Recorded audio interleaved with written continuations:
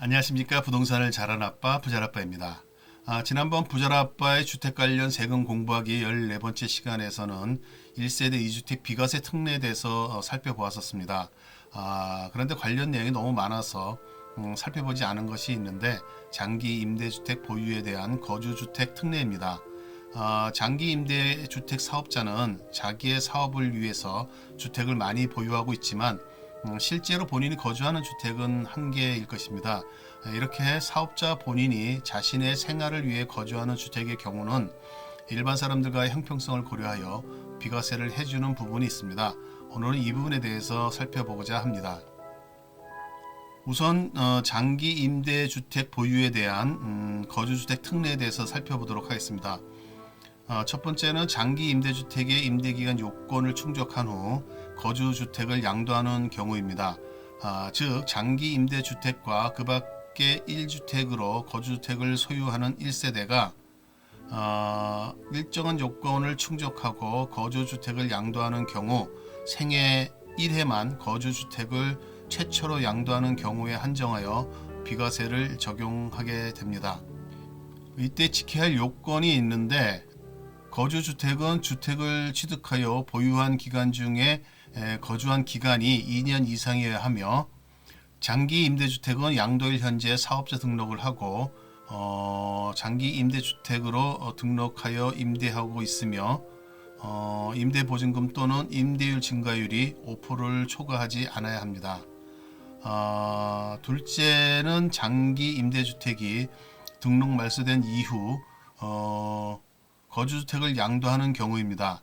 즉 장기 임대주택이 일정 상황에 해당되어 등록이 말소된 경우에는 말소 이후 5년 이내에 거주주택을 양도하는 때에 한하여 임대기간 요건을 갖춘 것으로 보아 비과세를 적용하게 됩니다.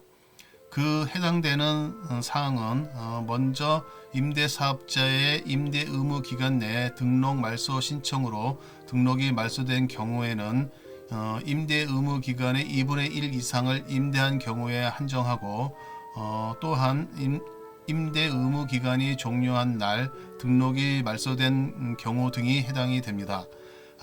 그리고 만약 장기 임대주택을 2호 이상 임대하는 경우에는 최초로 등록이 말소되는 장기 임대주택의 등록 말소 이유를 말하는 것도 아시기 바랍니다.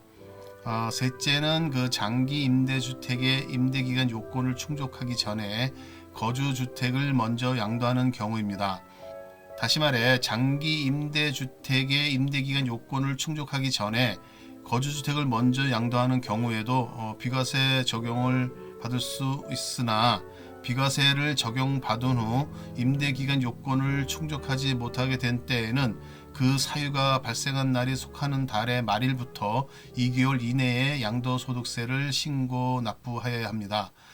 이때 사용하는 계산법은 거주주택 양도 당시 해당 임대주택을 장기 임대주택으로 보지 아니할 경우에 납부하였을 세액에서 거주주택 양도 당시 비과세 특례를 적용받아 납부한 세액을 차감하는 것이 됩니다. 거주주택의 비과세 특례를 적용하는 장기 임대주택은 소득세법 시행령 167의 3에 그 범위를 표시하고 있는데 해당 내용을 좀 간단히 알아보도록 하겠습니다. 먼저 민간 매입 임대주택 1호 이상의 임대의 경우는 5년 이상 임대하여야 하고 임대 개시일 당시 기준시가 6억 원 이하, 비수도권은 3억 원 이하이며 임대보증금 또는 임대료의 증가율이 5%를 초과하지 않는 주택이어야 합니다. 두 번째는 기존 사업자 기준일 이전에 사업자 등록을 하고 국민주택 규모에 해당하는 민간 매입 임대주택을 2호 이상 임대하는 경우는 5년 이상 임대하고 임대 개시일 당시 기준 시가가 3억 원 이하이어야 합니다. 세 번째로 대지 면적 298제곱미터 이하 및 주택 연면적 149제곱미터 이하로 건설 임대주택 2호 이상 임대하는 경우는 5년 이상 임대하거나 분양 전환하는 주택으로 임대 개시일 당시 기준시가 6억 원 이하, 임대 보증금 또는 임대료 증가율 5% 이하여야 합니다.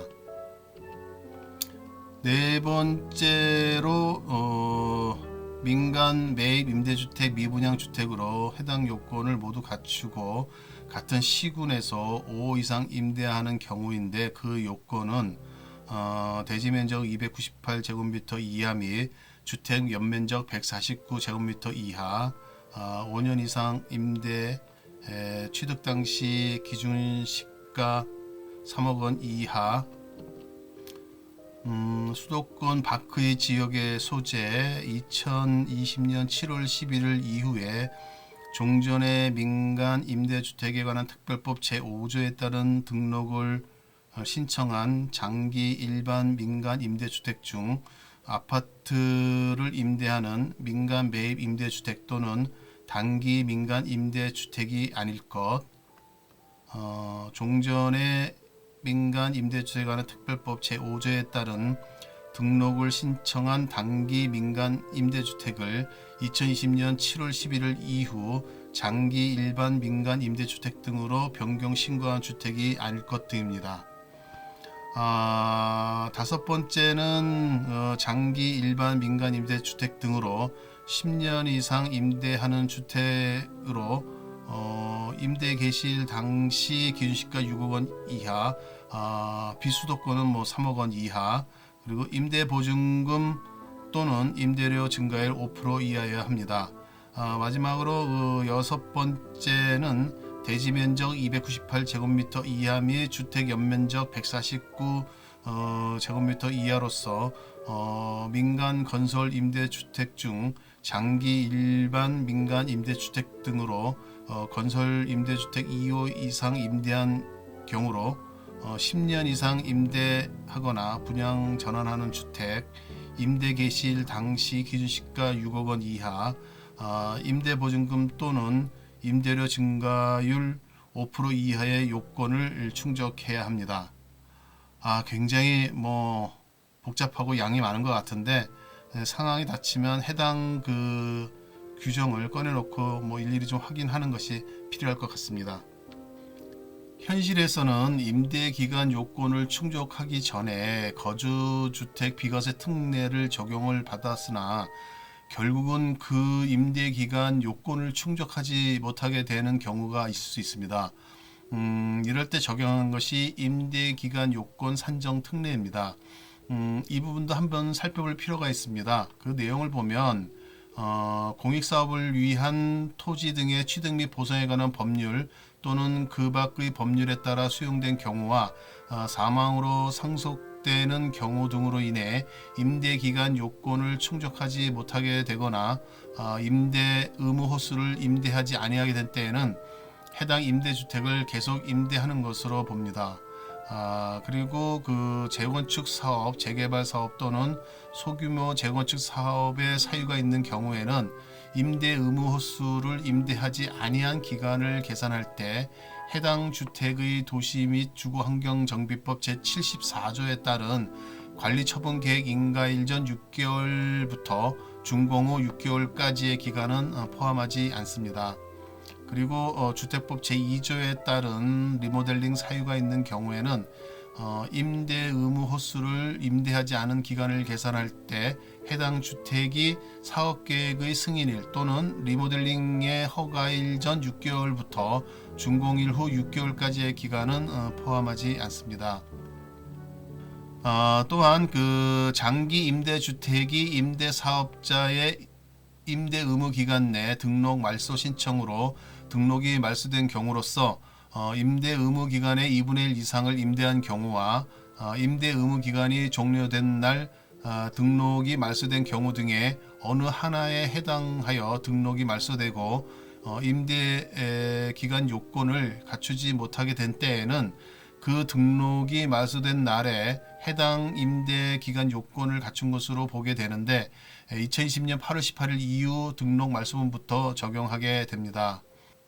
그리고 마지막으로 재건축 재개발 사업 또는 소규모 재건축 사업으로 임대 중이던 당초의 장기 임대주택이 멸실되어 새로 취득하거나 주택법 제2조에 따른 리모델링으로 새로 취득한 주택이 어떤 요건에 해당하여 임대 기간 요건을 갖추지 못하게 된 때에는 재건축 등으로 새로 취득하기 전의 주택인 당초 주택에 대한 등록이 말소된 날 해당 임대 기간 요건을 갖춘 것으로 보게 됩니다.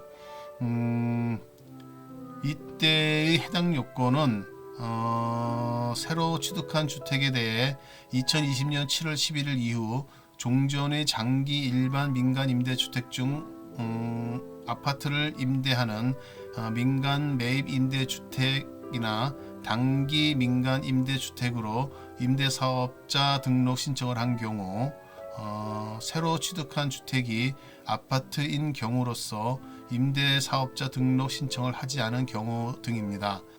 다만 임대 의무 호수를 임대하지 않은 기간이 6개월을 지난 경우에는 임대 기간 요건을 갖춘 것으로 보지 않습니다. 이상과 같이 장기 임대주택에 대해서 잠깐 살펴보았습니다. 하지만 이것으로 모든 것을 다 파악했다고 하기에는 좀 어려운 것 같습니다.